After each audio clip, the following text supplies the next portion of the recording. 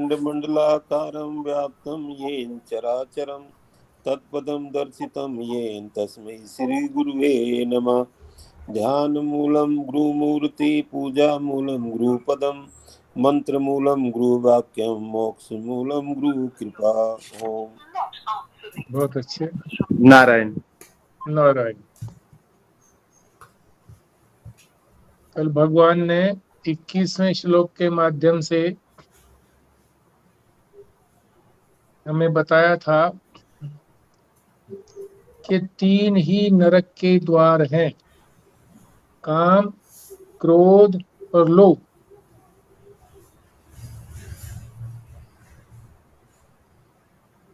और इससे आत्मा का नाश होता है। तो आत्मा का नाश तो संभव नहीं है। तात्पर्य ये है कि आत्मा की ओर बढ़ने के लिए जो हमें ये मनुष्य शरीर दिया है, पुरुषार्थ करने के लिए दिया है, तो हम उधर बढ़ नहीं पाएंगे, पुरुषार्थ नहीं कर पाएंगे। फिर ये करता क्यों है ये काम, क्रोध और लोभ जीव? काम का अर्थ है कामना। क्योंकि अपने में कमी महसूस करता है, परिच्छिन्न है, व्यापक है नहीं। उस कमी को पूरी करने के लिए इसके मन में कामना होती है। और कामना हमेशा विषयों की होती है, पदार्थों की होती है, अनात्मा की होती है।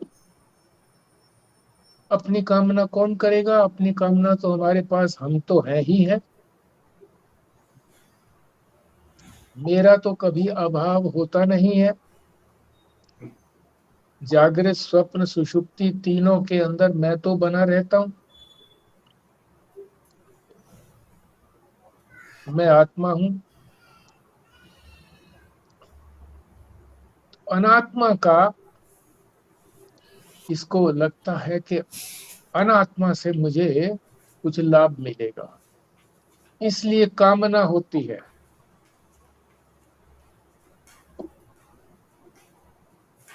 और कामना होती है,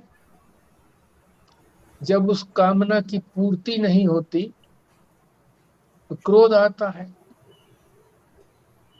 पूर्ति आज हो जाती है तो लोभ आता है कि ये तो मिल गया, अब आगे ये और मिले। लोभ के लिए विशेष बात बताई थी कि जो अपने पास है वो तो बना रहे, और मिल जाए, और जो भी हमारे पास हो उसका किसी शुभ कार्य में विनिमय ना हो, सत कार्य में वो खर्च ना हो।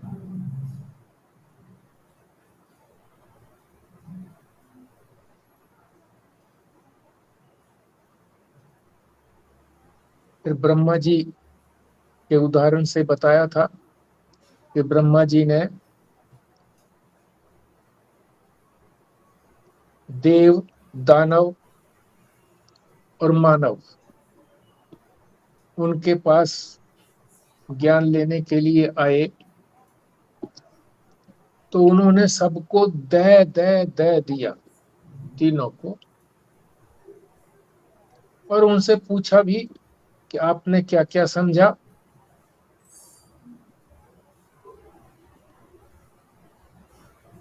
देवताओं से पूछा तो देवता कहने लगे कि हम भोगी बहुत हैं, भोग के लिए ही हम यहाँ स्वर्ग में बैठे हैं, इसलिए आपने दया से कहा है कि दमन करो, कंट्रोल करो भोग पर, इंद्रियों पर, मन पर। फिर असुरों से पूछा, दानवों से, वो कहने लगे जी हम क्रूर हैं, अत्याचारी हैं, इसलिए हमको दया से आपने उपदेश दिया, दया करो।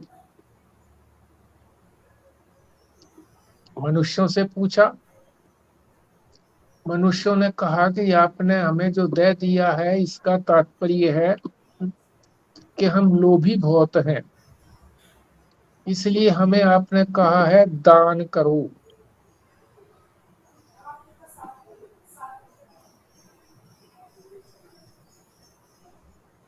तो ये जो 3 द्वार बताए,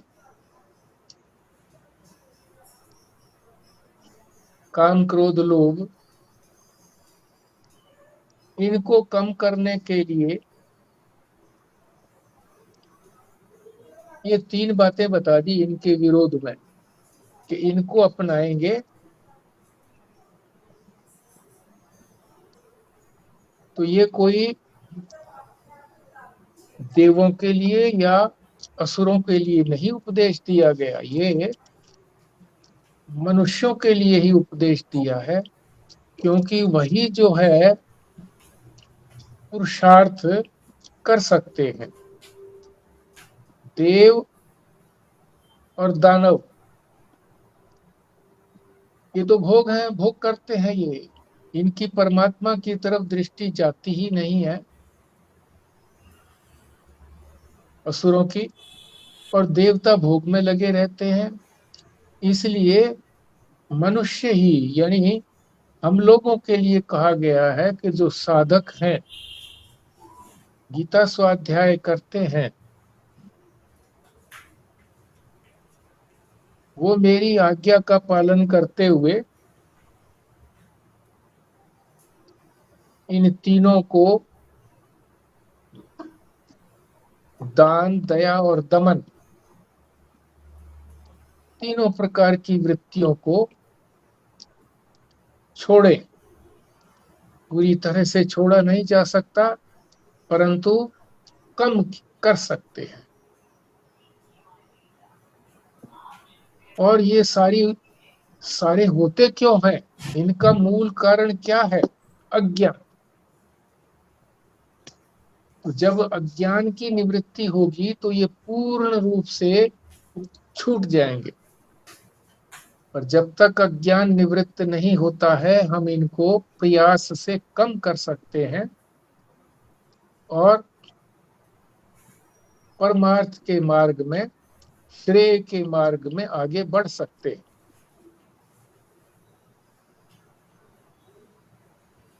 अज्ञान कोई उपद्रव नहीं करता, ये बात विशेष रूप से ध्यान रखें। अज्ञान कोई उपद्रव नहीं करता, कोई कष्ट नहीं देता, दुख नहीं देता। क्यों? क्योंकि अज्ञान तो हमें गहरी नींद में है, सबसे अधिक अज्ञान है। वहां कोई हमें दुख होता है क्या? नहीं होता।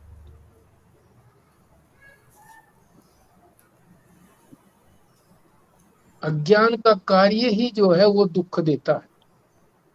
अज्ञान के कार्य क्या है? समस्त संसार जिसमें हमारा शरीर से लेकर के अहंकार पर्यंत भी है,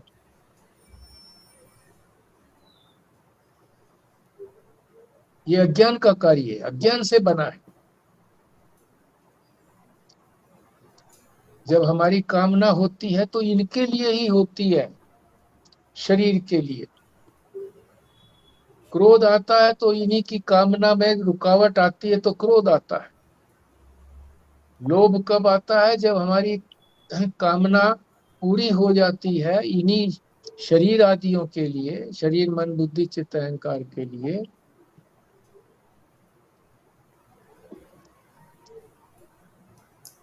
तो फिर लोभ आता है कि ये तो हो गया और भी हो जाए, और जो कुछ मेरा पास है वो किसी सत् कार्य में व्यय ना हो।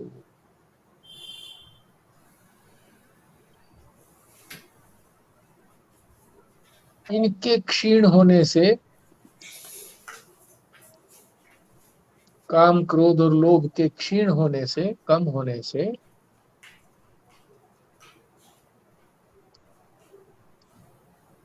हम अपने मन में शांति कुछ प्राप्त कर सकते हैं, एकाग्र हो सकते हैं, और एकाग्र होकर के श्रवण मनन निध्यासन में लग करके मोक्ष की प्राप्ति कर सकते हैं। ये जो तीनों हैं, काम क्रोध और लोभ, मोक्ष तो नहीं देते, पर इनका बल जब कम हो जाता है तो साधक जो है वो एकाग्र हो करके श्रवण मनन निध्यासन में लग करके अपने लक्ष्य को प्राप्त कर लेता है। ये कल हमने किया था, जिसका आज संक्षेप में हुआ। आज 22वां श्लोक प्रयत्न करते हैं ठीक से समझने के लिए। पहले पाठ करेंगे।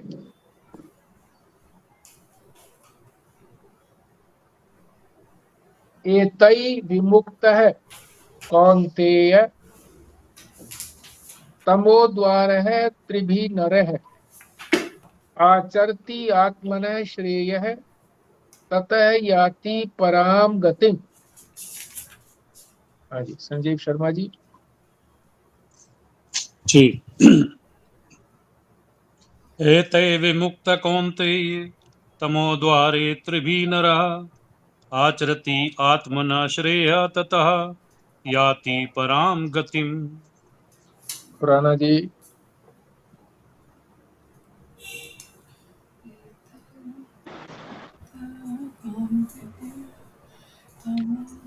एते विमुक्ता कौन्तेय तमोद्वारे त्रिभिः नरा आचरति आत्मना श्रेय तथा याति पराम गतिम।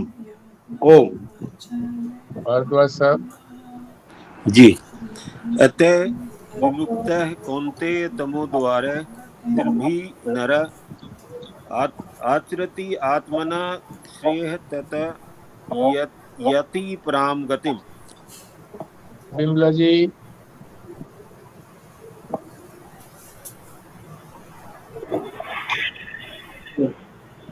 एते विमुक्तः कौन्तेय तमोद्वारे त्रिभिः नरः आचरति आत्मनः श्रेयः ततः याति परां गतिम्।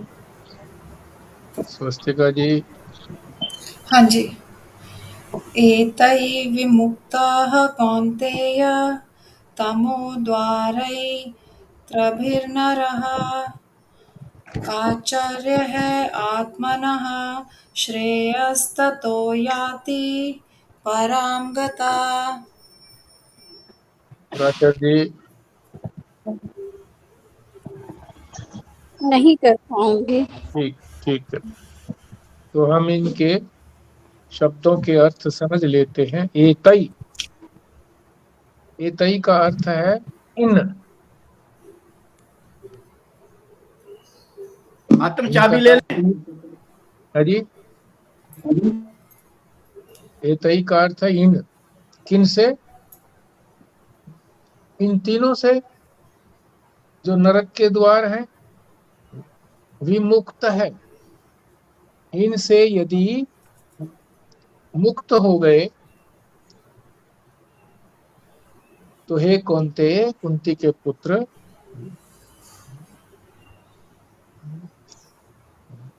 तमो द्वारई, क्योंकि ये तम के द्वार है।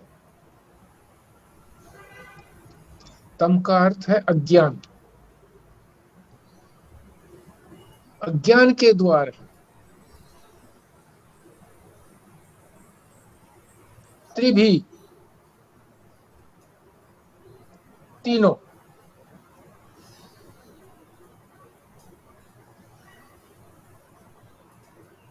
पहले नरक के द्वार कहा था पिछले श्लोक में, अब इसको अज्ञान का द्वार कह दिया। ठीक है, इसको भी समझेंगे।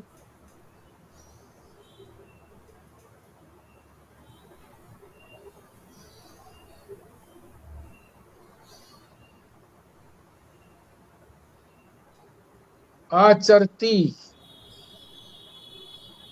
यानी आचरण करना। आत्मनः आत्मन का मतलब अपना अपना आचरण।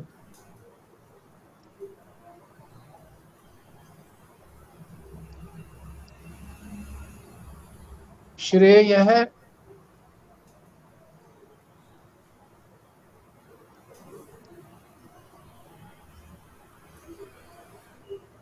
इनसे छूट जाते हैं तो फिर आचरण कर पाते हैं, चल पाते हैं हम किधर? श्रेय है श्रेय मार्ग पर, कल्याण के मार्ग पर चल पाते हैं।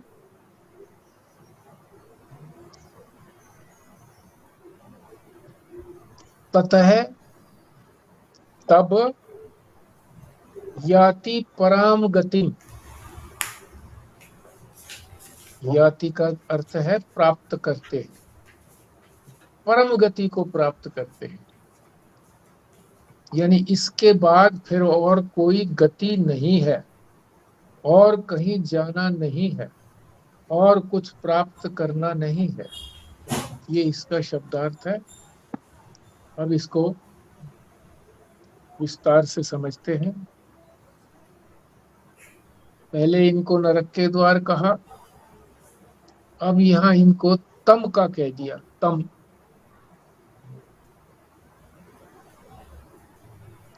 तम अर्थात अज्ञान। अज्ञान से उत्पन्न हुए हैं तो फिर अज्ञान के द्वार कैसे हो गए, इसको समझाने के लिए बता रहे हैं कि अज्ञान दो प्रकार का होता है।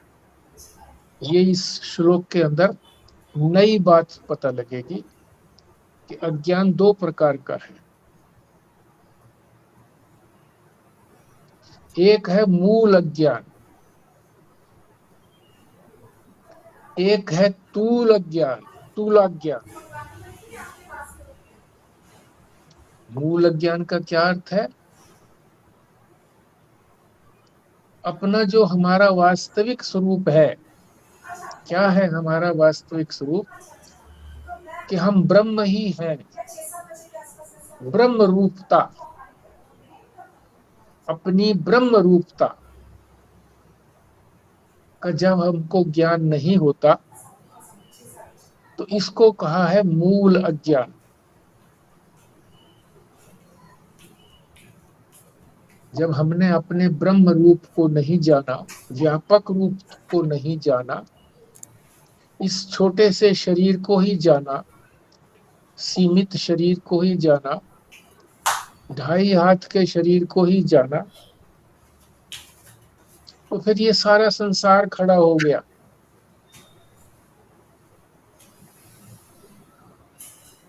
ये सब अनात्मा है, मैं तो आत्मा हूं। जैसे सांप को यदि रस्सी समझ लो, या उल्टी बात बता रहे हैं कि सांप को यदि रस्सी समझ लिया, जैसे ये सारा संसार है तो सांप, क्योंकि दुख देता है, सांप काट ले तो दुख होता है, मृत्यु तक हो सकती है।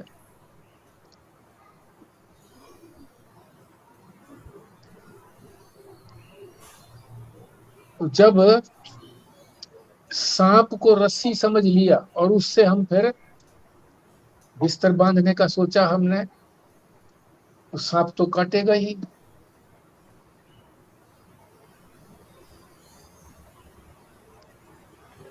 तो ये सारा संसार दुख देने वाला है, और इसको हमने काम का समझ लिया कि हम इसको प्रयोग करेंगे, अपने काम में लाएंगे। तो इस सारे संसार का जितने भी इसमें पदार्थ हैं, सारे वो दुख रूप है। कहा भी है कि ये दुखों का घर है, दुख आलयम। क्यों दुख देते हैं? क्योंकि अनित्य है। नित्य वो होता है जो हमेशा बना रहे, बदले नहीं। और अनित्य जो बदलता रहे क्षण क्षण में, तो जब उसको पकड़ने के लिए जाते हैं इतने अपना वो रूप बदल लेता है।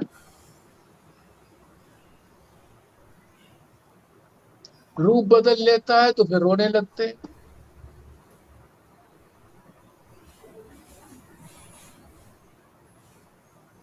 एक उदाहरण भी देते हैं कि किसी को पुत्र उत्पत्ति का बड़ा मन है, बहुत प्रयत्न किए, अनुष्ठान किए,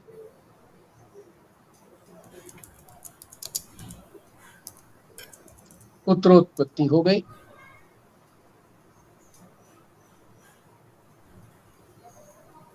तो जो भी यहाँ उत्पन्न होता है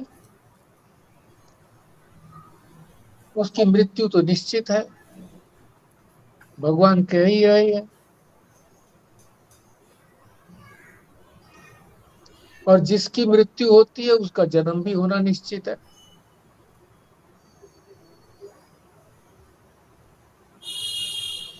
तो खूब अच्छी प्रकार से पालन पोषण किया, युवक हो गया, एक्सीडेंट में प्राण चले गए, तो कितना दुखी होता है, बहुत दुखी होता है। यदि पहले से ही परमात्मा के नियम को याद रखता कि जिसकी भी उत्पत्ति होगी उसकी मृत्यु निश्चित है, देर सवेर से,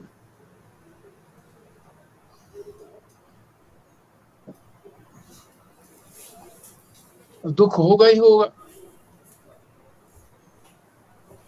इसलिए अपने को हम आत्म स्वरूप न जान करके कि हम आत्मा हैं और हम देह से लेकर के अहंकार पर्यंत, देह को, इंद्रियों को, अंतःकरण को और देह के जो संबंधी हैं उनको मेरा मान लेते हैं कि ये मैं हूं, यही तो अभिमान है और यही मूल अज्ञान है।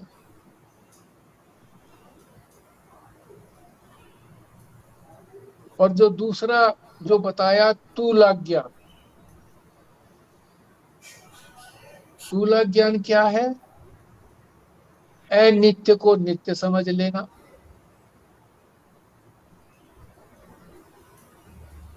अशुचि को शुचि समझ लेना, अपवित्र को पवित्र मान लेना। शुचि का मतलब पवित्र और अशुचि का मतलब अपवित्र, अपवित्र को पवित्र मान लेना। तो ये दूसरे प्रकार का ज्ञान है जिसको स्थूल ज्ञान कहते हैं। ये हमको ज्यादा दुख देते हैं।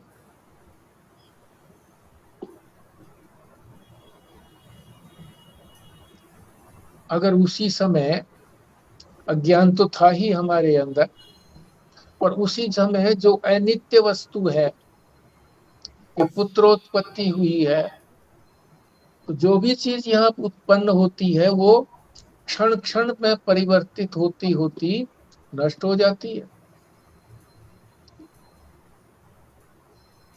तो ये समझ लिया होता तो दुख नहीं होता। उत्पत्ति होते ही समझ लिया जाता कि मृत्यु तो निश्चित है, तो दुख नहीं होता। पर ये सोच करके कि नहीं तो बना रहेगा, अनित्य को पकड़ने का कोशिश किया कि हमारा ही बना रहे, तो दुख हो गया। इससे विशेष दुख होता, उसको कहते हैं स्थूल ज्ञान। तो ये जो काम, क्रोध, लोभ, मोह और भी जितने विकार हैं, ये सारे स्थूल ज्ञान है। मूल ज्ञान तो क्या है? अपने को ब्रह्म नहीं जानना।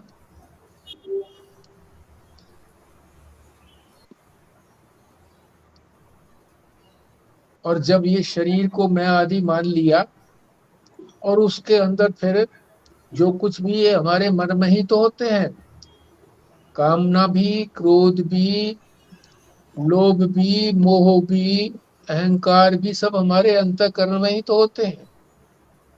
इनको मैं मान लिया तो ये जो है ये तूल ज्ञान हो गया। इससे विशेष दुख होता है।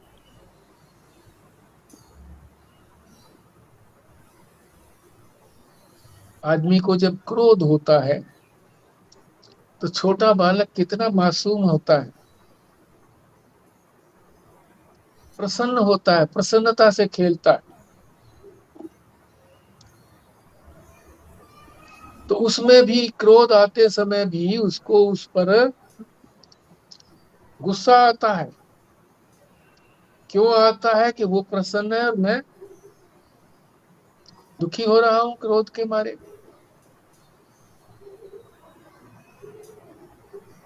जब कामना का वेग होता है तो हवा से फुलाए कपड़े भी इस्त्री लगने लगते हैं। इसको स्पष्ट करने के लिए महाराज जी ने एक और स्थान पर कहा कि वो पंजाब में गए हुए थे।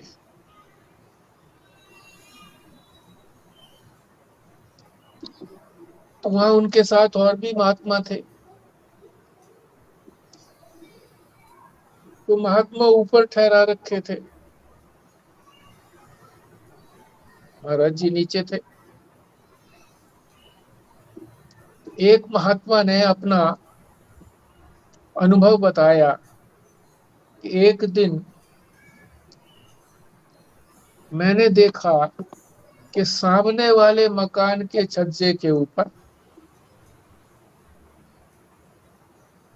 एक स्त्री बाल फैलाए हुए, पीठ किए हुए हमारी तरफ खड़ी है। बहुत देर देखते रहे।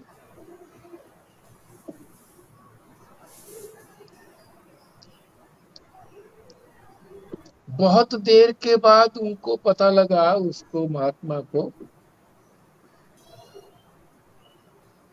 कि ये तो स्त्री ने अपना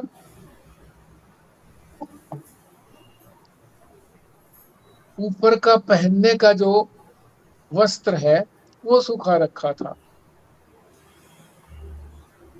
तो जो बाहें थी वो हाथ लग रहे थे और हवा से सारा शरीर, वो जो उनका वस्त्र था ऊपर का, वो फूला हुआ ऐसे लग रहा था जैसे वो स्त्री खड़ी।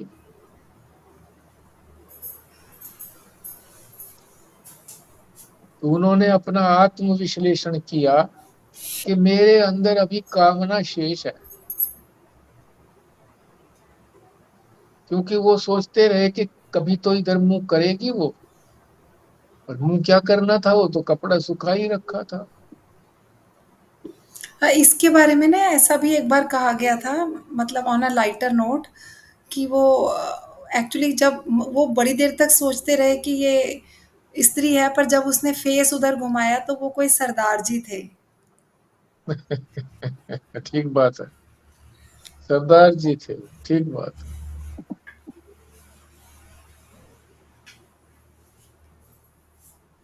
महाराज जी को उसने ये बात बताई।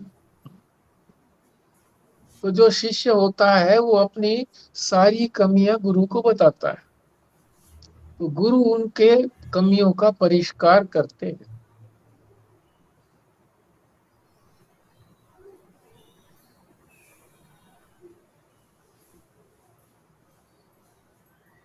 एक और परिस्थिति बताते हैं कि जब भगवान श्री कृष्ण कंस के वहां गए, कंस ने निमंत्रण दिया कि तुम मेरे यहाँ आओ। प्लानिंग उसकी क्या थी कि यहाँ किसी तरीके से, किसी बहाने से उनको समाप्त कर दिया जाए, क्योंकि ये मेरा काल है। ज्योतिषियों ने पहले ही बता दिया था कि 7वीं संतान जो है वो तुम्हारा काल है। अब वहां जितने भी लोग थे उनकी अपनी अपनी दृष्टियां थी। जिन स्त्रियों की कामना की दृष्टि थी वो उनको ऐसा समझ रही थी, देखो कितना सुंदर है? ये तो पति होने के योग्य है। जो अविवाहित लड़कियां थी उनके मन में कामना का आवेश था।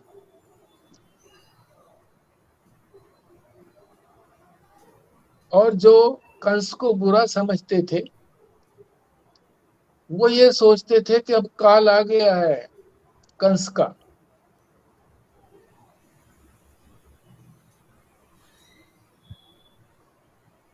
क्रोध आ रहा था उनको कि किसी तरह से इनको नष्ट भगवान कृष्ण कर दें तो उत्तम रहेगा।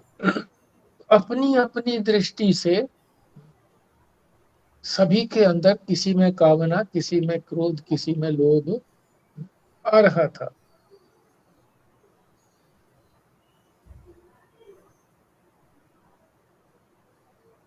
इस तरह से भगवान ने इसको तमो द्वार कहा कि ये तम का द्वार है, अज्ञान का द्वार है।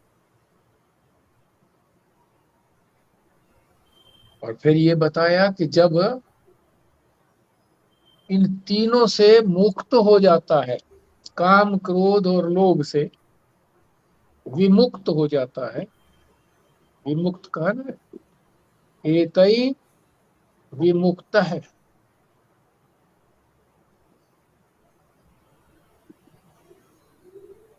जब इनसे मुक्त हो जाएगा तो फिर अनात्मा की तरफ नहीं जाएगा।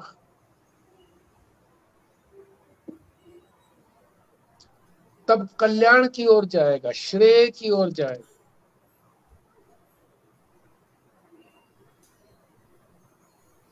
मन कुछ शांत होगा, विवेक होगा उसमें। और विवेक की जब होता है व्यक्ति तो वो ठीक और गलत की पहचान कर सकता है। फिर वो अनित्यता की ओर नहीं बढ़ेगा, अशुचिता की ओर नहीं बढ़ेगा, दुख रूपता की ओर नहीं बढ़ेगा। क्योंकि ये सारा संसार जो अनात्मा है ये अनित्य भी है, बदलता रहता है क्षण क्षण में। अशुचि भी है, अपवित्र है। किसी भी चीज को ले लो, शरीर को ले लो, 24 घंटे इसमें से कोई ना कोई मल निकलता रहता है। मल निकलेगा, मूत्र निकलेगा, मुख से बलगम निकलेगा, नाक से भी निकलेगा, सारे शरीर के रोम छिद्रों से भी गंदगी निकलेगी।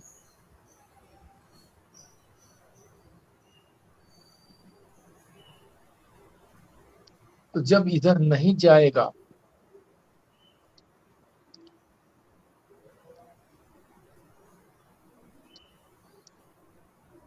कुछ शांत होगा। ये चीजें अशांत करती हैं, कर्म में प्रवृत्त करती है कि कर्म में लगो, ये प्राप्त करो, है?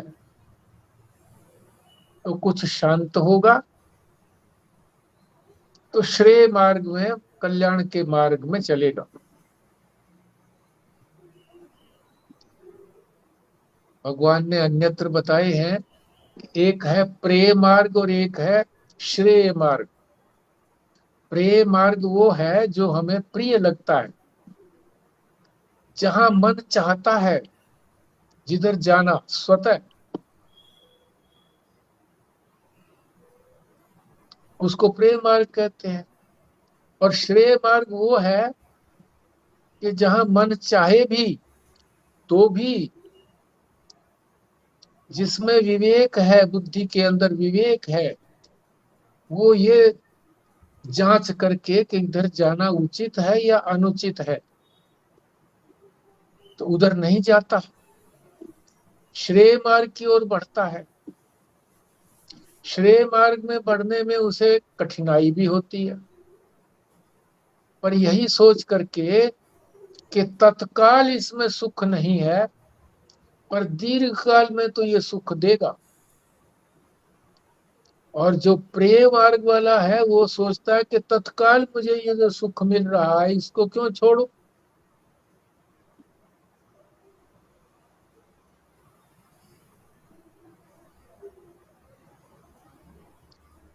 तत्काल क्यों सुख मिलता है?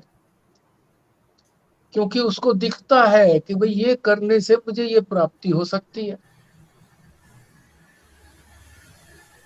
श्रेय मार्ग जो है वो तत्काल परिणाम नहीं देता, इसलिए वो अदृष्ट है, दिखाई नहीं देता। और प्रेय मार्ग में जो प्राप्ति होती है वो दिखाई देती है कि हाँ ये मिल गया।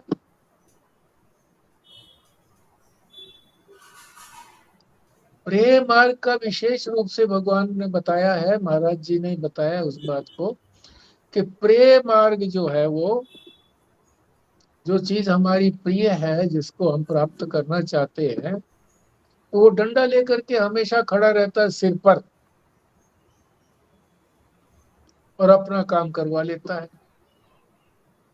कैसे?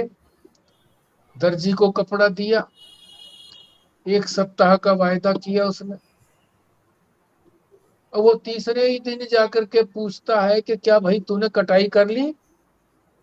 वो कहता है नहीं जी नहीं की। तो भाई आज कर ले कटाई, अभी कर ले।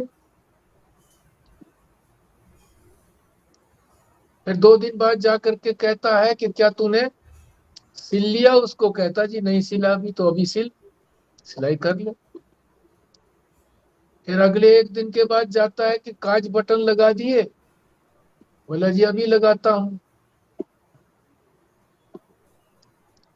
तो काम हो गया सप्ताह में, सप्ताह से पहले ही हो गया।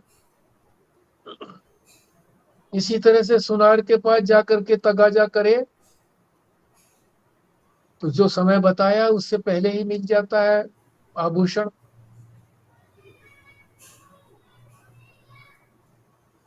तो ये जो प्रेय मार्ग है, जैसे भूख ही मान लो लगी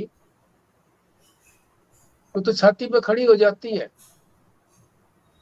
तो पहले सारे काम छोड़ो, भूख मिटाओ। वो कहते भी है ना, पहले काम पेट पूजा, पीछे काम दूजा। प्यास लगी है, प्यास पानी पियो पहले।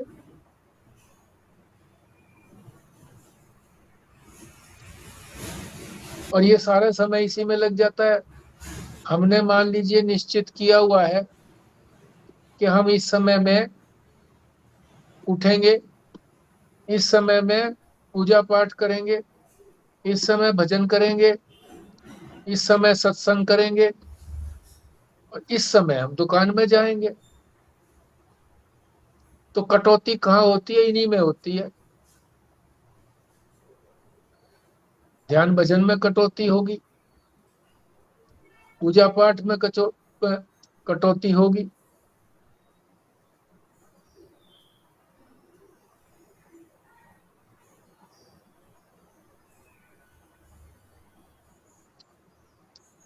क्योंकि दुकान पे तो सही टाइम पर जाना है, नहीं तो कोई ग्राहक छूट जाएगा। और जो समय निश्चित किया हुआ है उस समय से बाद में भी रुकते हैं क्योंकि कोई ग्राहक आ गया। इसी तरह से इनकम टैक्स जब भरते हैं आखिरी तारीख में कि आज पूरा करना है, सारे ही काम छूट जाते हैं।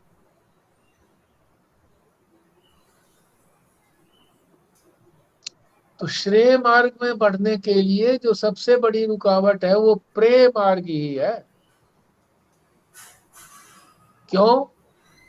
क्योंकि वहां तो सामने दिखाई देता है दृष्ट प्रयोजन। प्रयोजन माने फल, सामने फल दिखता है उसका। और श्रेय मार्ग में सामने फल दिखता नहीं है। बहुत समय के बाद जाकर के कुछ प्राप्ति होती है।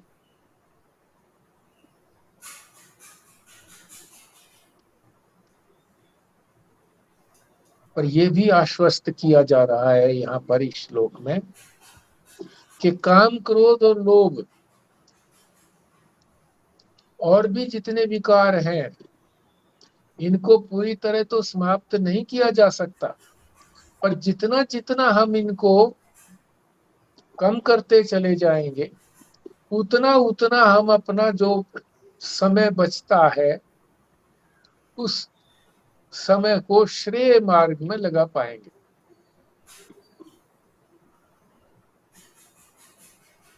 जड़ से तो ये तभी जाएंगे जब अज्ञान की निवृत्ति होगी ज्ञान से।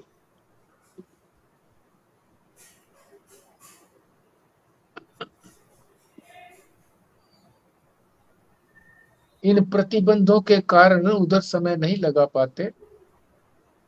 धीरे धीरे ये प्रतिबंध छूटते चले जाएंगे, कम होते चले जाएंगे। जब लक्ष्य की तरफ दृष्टि होगी,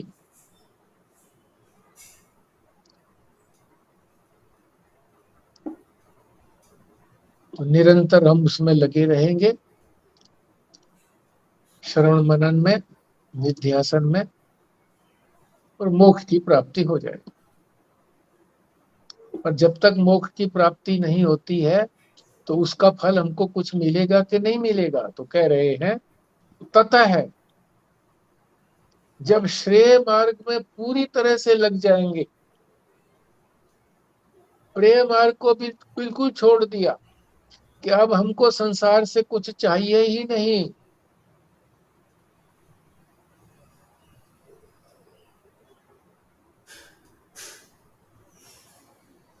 तो फिर क्या होगा?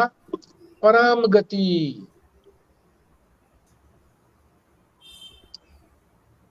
याति परम गति, परम गति को प्राप्त करते हैं। गति के व्याकरण में दो अर्थ बताए हैं। एक है जाना, एक है ज्ञान। तो मोक्ष के मार्ग में जाना तो नहीं है, मोक्ष में जाने की बात तो नहीं है कि हमारा तो स्वरूप ही मोक्ष है, हम तो मुक्त ही हैं, पर न जानने के कारण, अज्ञान के कारण हम भूले बैठे हैं अपने स्वरूप को। तो जब अपने स्वरूप का ज्ञान हो जाएगा तो फिर परम गति को प्राप्त करेंगे, फिर उससे आगे कुछ प्राप्त करना शेष नहीं रहेगा, न कुछ जानना शेष रहेगा, न कुछ करना शेष रहेगा। करना था सो कर लिया, पाना था सो पा लिया, अब काम क्या बाकी रहा।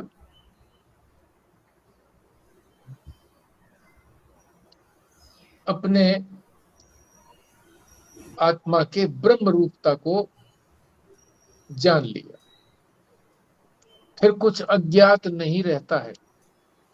इसीलिए कहा है एक के ज्ञान से सबका ज्ञान। परमात्मा के ज्ञान से सब जान लिया तो शंका होती है सब कैसे जान लेंगे, हम सारे संसार को कैसे जान लेंगे? तो कहते हैं कि संसार को जानना जो है ये तो भ्रम को जानना है, भ्रम है ये तो सारा संसार।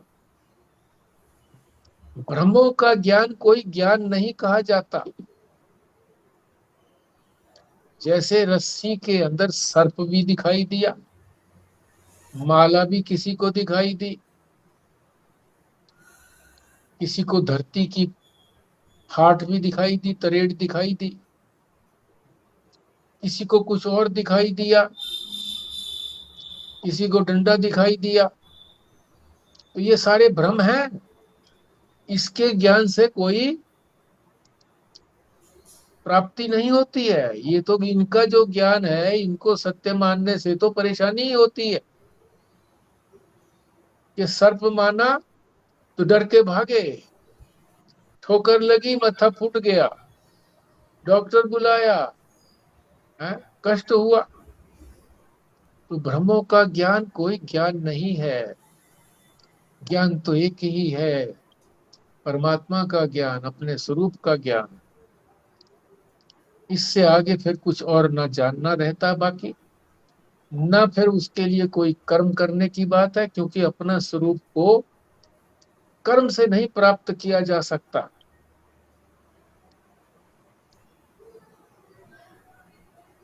कर्म से तो चार बातें ही प्राप्त होती हैं कर्म करें तो। या तो हम कर्म करके किसी चीज की उत्पत्ति करेंगे, जैसे घड़ा बनाया मिट्टी से, या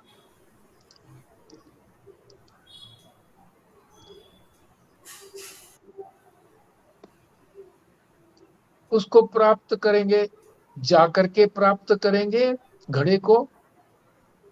कुम्हार के घर चले गए, लाओ भी घड़ा दे दो, जाकर के प्राप्त किया, कर्म किया ना।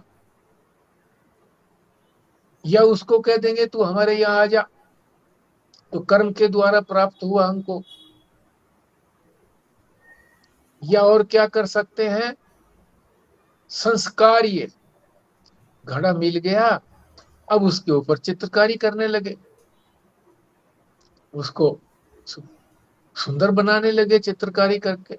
ये भी कर्म है, संस्कार। ये मनुष्य का भी इसी तरह से संस्कार होता है, विद्यार्थी का यज्ञोपवीत संस्कार, उसको संस्कारित कर दिया जाता है, संस्कार डाल दिए जाते हैं कि अब तू वो नहीं है। या विनाश्य, किसी चीज का विनाश कर सकते हैं, घड़ा है फोड़ दिया, विनाश हो गया। तो ये चार चीजें ही कर्म से प्राप्त होती हैं। और हमारा जो आत्मा है उसकी कभी उत्पत्ति नहीं, कभी अनादि है, कोई उत्पत्ति नहीं है, कभी उत्पत्ति नहीं है, क्योंकि उत्पत्ति होगी तो नाश होगा, नाश होगा तो फिर मोक्ष कैसा हुआ, ये तो मोक्ष ही नहीं हुआ। तो उत्पाद्य भी नहीं है, प्राप्य भी नहीं है, क्योंकि तो प्राप्त है ही, हमको प्राप्त करने के लिए कहीं जाना नहीं है, किसी को पास बुलाना नहीं है कि किसी को पास बुलाएंगे तो प्राप्त होगा। संस्कार ये नहीं है, पहले से ही सुंदर है। सत्यम शिवम सुंदरम, हमारा स्वरूप सत्य है, शिव है, सुंदर। इसको क्या सुधारेंगे, क्या संस्कार करेंगे। विनाश्य, विनाश का मतलब ही नहीं होता। विनाश उसका होगा जो उत्पत्ति होगी, जिसकी उत्पन्न हुआ ही नहीं है, अनादि है। तो कर्म से प्राप्त नहीं होता, ज्ञान से प्राप्त होता है। नई चीज प्राप्त नहीं होती, जो हमको पहले से प्राप्त है उसी की प्राप्ति होती है, प्राप्त की प्राप्ति।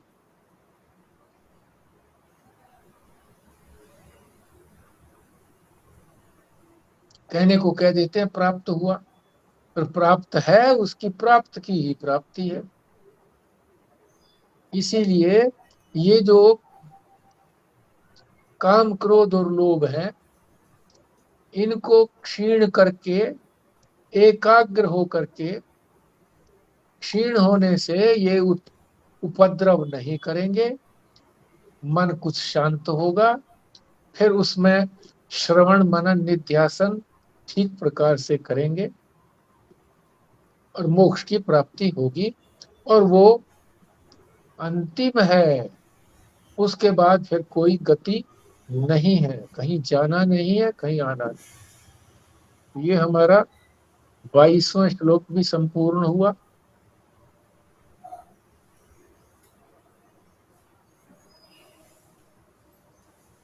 अब केवल 2 ही श्लोक शेष हैं। 23 और 24, तो 2 दिन में हमारे ये भी समाप्त हो जाएंगे। अब आप कुछ अपनी बात रखिए।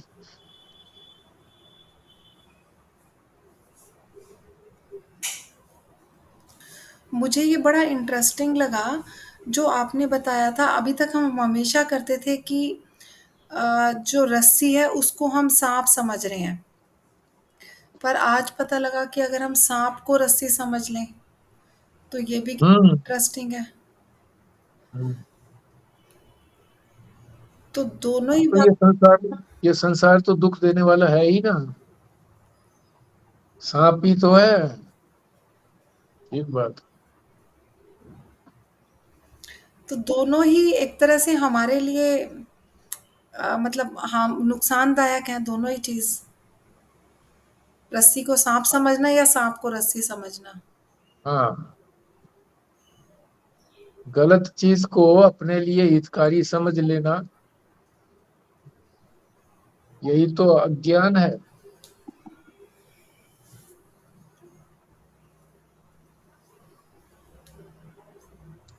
व्यास जी, ये इसमें तुला ज्ञान के अंदर अनित्य को नित्य समझ लेना और सूची को सूची, सूची तो हाँ आपने जी। बता दिया, पवित्र को पवित्र समझ लेना।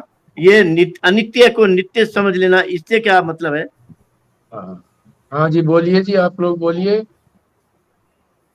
उत्तर दीजिए। नित्य तो हुआ जी जो शाश्वत है, तीनों कालों में उपस्थित रहता है।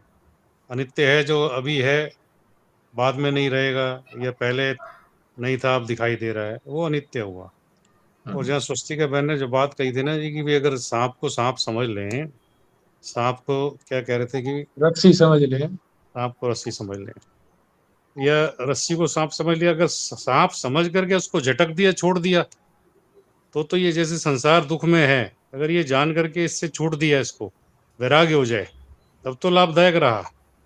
और ज्ञान की बात तो यही है कि जो चीज जैसी है उसको वैसा समझे तो ज्ञान है, और जो चीज वैसी जैसी है वैसा नहीं समझ ले तो अज्ञान है। तो ये बात से सहमत नहीं हो सकते कि भाई जो उसको अगर सांप को समझ लिया मगर छोड़ा नहीं, अगर संसार को समझ लिया और समझने के बाद छोड़ा नहीं, तो फिर लाभ नहीं हुआ उसको। हम्म ठीक बात है। तो नित्य का मतलब है कि जो हमेशा बना रहता है, कभी बदलता नहीं है, सनातन है, प्राचीन है, अजन्मा है। अजन्मे को भी नित्य बोलते हैं, अजन्मा, जिसका जन्म ही नहीं हुआ तो हमेशा से ही है वो। पर जन्म नहीं हुआ तो फिर वो ब, मरेगा भी नहीं, बदलेगा भी नहीं। बदलने वाली चीज ही अंत में जाकर के विनाश को प्राप्त होती है। तो नित्य तो वो हो गया, और अनित्य वो हो गया जो अब है एक ही क्षण में, अगले ही क्षण में वो बदल जाएगा। यद्यपि हमको उसका बदलाव जल्दी दिखता नहीं है, पर बदल तो रहा है एक एक क्षण के अंदर वो। दिखता कब है? जब हम बहुत दिनों से तक उसको नहीं देखते हैं, तब पता लगता है कि इसके अंदर तो बदलाव हो गया। हर चीज इसी तरह से अनित्य है। मकान बनाते हैं, नया मकान बनाया, अब हमने सोचा कि ये तो नित्य रहेगा, पर कुछ सालों के बाद ही हम देखते हैं कि उसमें से कुछ पपड़ी झरने लगी नीचे, कुछ नमक आने लगा, कुछ सीलन आने लगी। तो हमने जिसको ये समझा था कि ये नित्य बना रहेगा है, निश्चिंत हो गए। अब हमारी पीढ़ियां इसको जो है इसमें रहेंगी, तो पीढ़ियां नहीं रह पाती। हम अपने सामने ही उसको क्षरित होता हुआ देखते हैं। हाँ जी। तो इसको नित्य को आत्मा समझ सकते हैं, या और अनित्य को दुनिया, संसार? हाँ, नित्य जो है वो तो आत्मा ही नित्य है, उसके अतिरिक्त तो कोई नित्य है ही नहीं। और उससे विपरीत जो है वो तो अनात्मा हो गया, जो अनित्य है। सारा संसार ही अनात्मा है। मैं को छोड़ करके सारा संसार अनात्मा है। जो हमको दिखाई देता है वो भी अनात्मा, जो सुनाई देता है वो भी अनात्मा, सब अनात्मा है।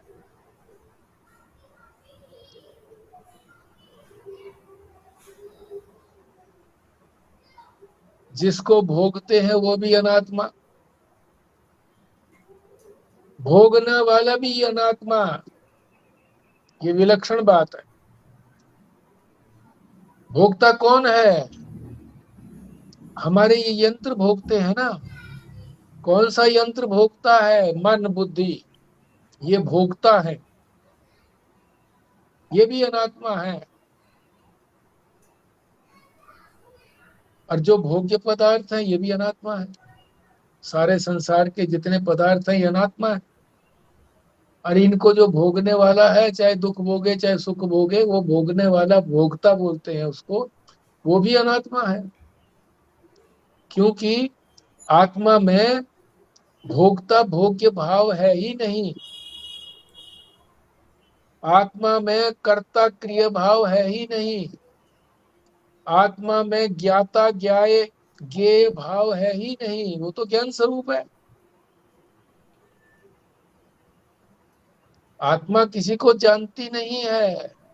जब तक हम ये कहें कि हमने किसी चीज को जाना, परमात्मा को भी अगर हम ये कहें कि मैंने परमात्मा को जाना, अपने स्वरूप को जाना, तो हमने नहीं जाना। क्योंकि दो हो गए ना, एक जानने वाला, एक जानी गई वस्तु।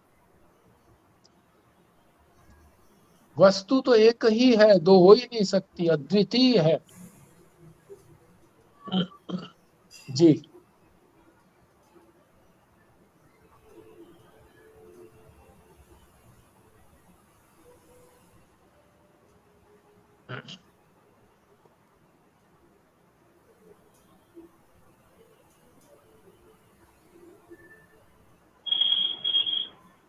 ये स्त्रियों को गायत्री मंत्र नहीं करना चाहिए क्या?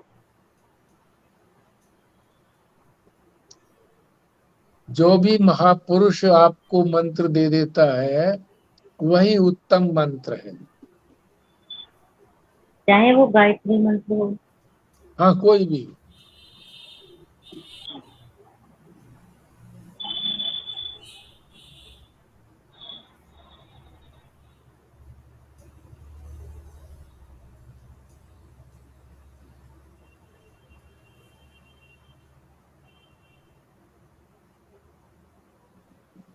क्योंकि मंत्र के निर्णायक हम नहीं हो सकते, कोई भी नहीं हो सकता। सदगुरु ही निर्णायक हो सकता है कि ये कौन से मंत्र का अधिकारी है। सदगुरु केवल उसकी रुचि को देख करके कि किधर उसकी रुचि है, कौन उसका इष्ट है, उस इष्ट के जो मंत्र है उसी को दे देता है।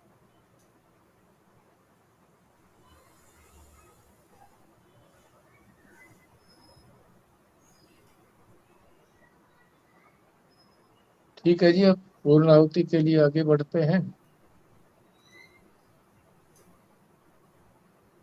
विमला जी करिए पूर्ण आहुति।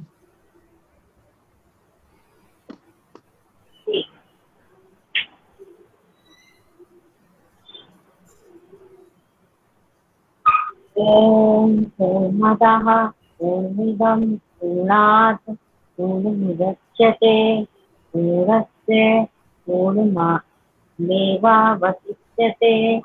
ओम शांतिः शांतिः शांतिः। नारायण नारायण। नारायण।